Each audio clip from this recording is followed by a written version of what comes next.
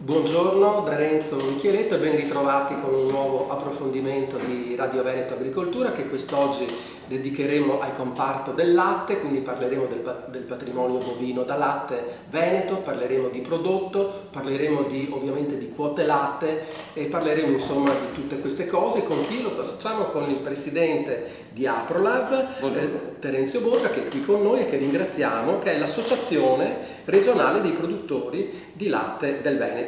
È un'associazione che aggrega circa 2000 aziende zootecniche da latte nel Veneto per una produzione complessiva di quasi 7 milioni di quintali di latte nell'anno.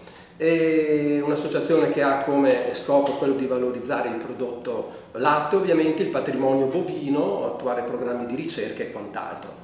Presidente, le chiedo come sta, qual è lo stato di salute del comparto del latte nel Veneto? Beh, diciamo che E magari anche, mi scusi, anche il rapporto all'Unione Europea e all'Italia. Ecco, esatto. Questo è un momento che non è proprio drammatico come lo è stato magari un anno fa, proprio per il fatto che a livello europeo le produzioni sono calate. Perché sono calate a livello europeo? Perché anche i paesi del nord Europa, quelli che sono i maggiori produttori di latte, con i prezzi bassi non riescono a produrre. In più c'è stata, dicono, una siccità, per cui essendoci meno prodotto abbiamo un attimino di respiro. Voglio ricordare che comunque i prezzi attuali sono inferiori a quelli di 20 anni fa. Quindi entriamo un attimo anche nello specifico. Quali sono, che prezzi riescono a spuntare i produttori? In questo momento in linea di massima di 39 e 40 più IVA. Ci sono cooperative che riescono a liquidare di più, ma ci sono parecchie difficoltà, ce ne sono anche in difficoltà. In questo momento il grana padano ha prezzi molto interessanti e c'è una buona produzione di grana padano. Bene, allora facciamo un passo indietro e cerchiamo di capire il patrimonio bovino da latte nel Veneto. Prima di tutto le razze e se riusciamo anche a quantificare qual è il numero degli animali non è che ho l'idea, continuano a calare le aziende perché rispetto alle 43.000 di 20 anni fa siamo meno di 3.000, molto più organizzate, molto più professionali. Però questo non vuol dire che diminuisca la qualità, perché la qualità è il DNA dei veneti e basta vederlo sui prodotti che vengono trasformati poi. Quindi il consumatore che acquista latte veneto sa che acquista latte di qualità. Il 92% del latte veneto va trasformato in formaggi di pregio, di cui il 70% in DOP.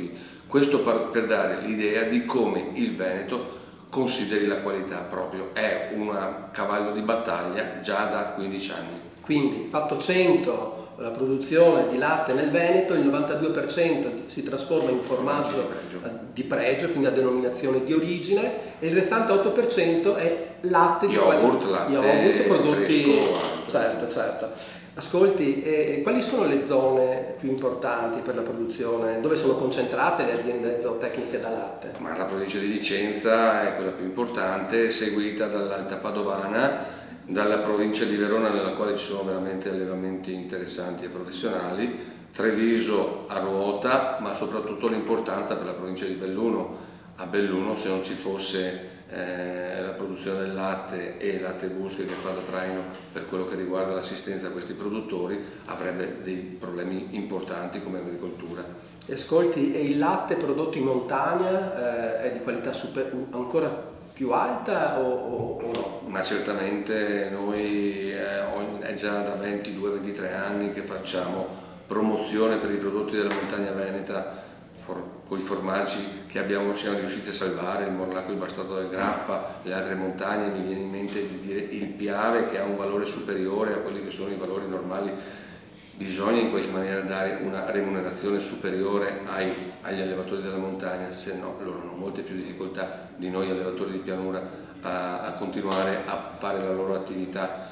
E vorrei dire che bisognerebbe fare ancora di più, perché appunto produrre latte in montagna non è una cosa di tutti i giorni. E questo bisognerebbe fare ancora di più, in cosa potrebbe essere tradotto? Ma io credo che la Regione Veneto, con i bandi del PSR, ma anche in altre maniere, dovrebbe trovare il modo di aiutare questi allevatori che non è che vivono una situazione facile. E ascolti, ci sono i giovani che stanno uscendo da questo settore o ce ne sono che stanno anche entrando? Diciamo che il ricambio generazionale è una delle cause della perdita di aziende, però le aziende che continuano hanno i giovani che si interessano nelle aziende, insomma, nelle aziende stesse. Riescono a dare quel cambio anche a noi che ormai il nostro tempo l'abbiamo fatto e personalmente anche quando mi ritrovo alle riunioni vedo con quanto entusiasmo affrontano i problemi. Entusiasmo e anche, voglio dire, quel qualcosina in più di professionalità che noi non siamo riusciti, perché loro magari vengono da un mondo diverso, da un mondo più legato comunque all'informatica, tutto quello che ci va dietro, cosa che noi non, in qualche maniera o abbiamo trascurato o non siamo stati in grado di fare. E ricordiamo che c'è anche il PSR che può aiutarli Esatto. in questo senso. Ascolti Presidente, è inevitabile, non è possibile parlare di latte e non parlare di quote latte.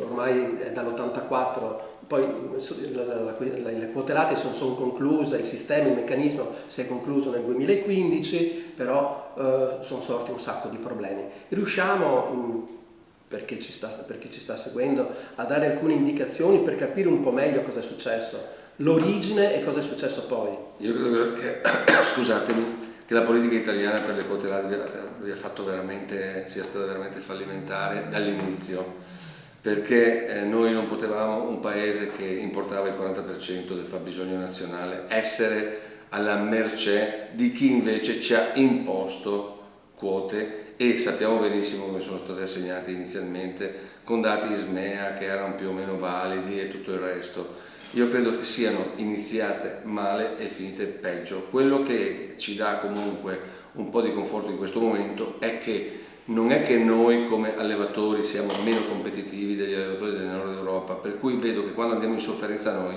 loro soffrono pure loro, e quindi vediamo che le nostre aziende in questo momento si stanno in qualche maniera emancipando. Credo che le quote latte siano la parentesi più drammatica del nostro settore, questo me lo sento tranquillamente di dirlo. Ce le hanno messe, ci hanno fatto pagare multe non dovute, ci hanno fatto pagare per sistemarci con le quote, alla fine ci hanno detto grazie, ma di che cosa? Noi siamo stati solo maltrattati. Ma ascolti, dal 2015, quando poi il meccanismo si è concluso, quello delle quote latte, le cose sono andate meglio o peggio? Ma credo che in fin dei conti grandi problemi, sì, ci sono dei problemi continui, ma come dicevo all'inizio della discussione, anche gli altri che pensavano, i famosi olandesi che pensavano di raddoppiare la produzione, si sono accorti dei loro problemi ambientali, sono accorti anche dei loro problemi di produzione.